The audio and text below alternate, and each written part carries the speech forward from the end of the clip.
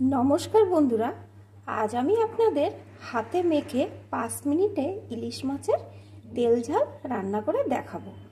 আমি জানি অনেকেই হয়তো এই রান্নাটা করেন, তবে আমি কিভাবে করি সেই রেসিপিটি আজ আমি আপনাদের সাথে শেয়ার করব। তার জন্য এখানে আমি প্রথমে কয়েক টুকরো ইলিশ মাছ নিয়ে নিয়েছি। বন্ধুরা, মাছের পিসগুলো কিন্তু আমি একটু ছোট করে নিয়েছি, কারণ যেহেতু 5 মিনিটের রান্না, মাছের পিসগুলো একটু ছোট হলে সুবিধা হবে।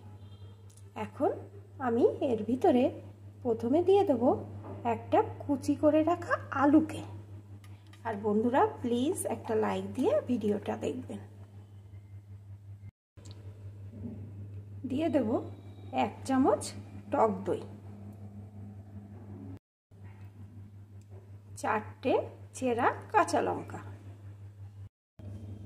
একটু লঙ্কার গুঁড়ো। বন্ধুরা, ঝালটা কিন্তু আপনারা আপনাদের পছন্দ মতন দেবেন। হলুদ গুঁড়ো, স্বাদ মতো লবণ।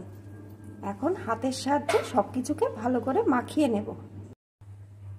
হাতের সাহায্যে সব কিছু আমি ভালো করে মাখিয়ে নিয়েছি। এখন আমি 15 মিনিট মতন এটাকে রেস্টে রেখে দেব। 15 মিনিট পর বন্ধুরা আমি ফিরে আসছি।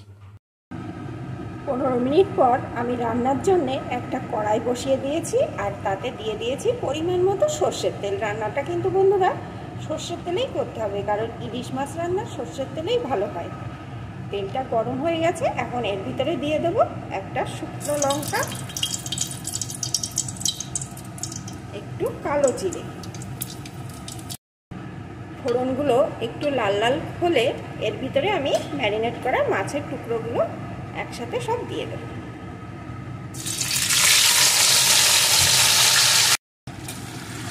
এখন একটু এপাশ ওপাশ করে নাড়িয়ে নেব।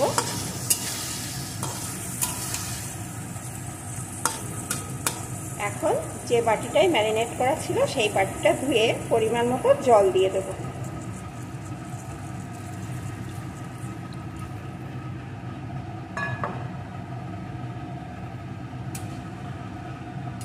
আবারও একটু নাড়িয়ে নেব।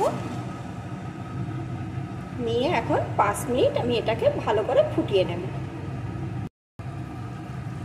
5 মিনিট আমি ভালো করে ফুটিয়ে নিয়েছি। এখন আমার রান্নাটা কিন্তু মোটামুটি হয়ে গেছে। এখন উপর দিয়ে দিয়ে দেব একটু সর্ষের তেল। যেহেতু তেল ঝাল, একটু তো তেল লাগবেই।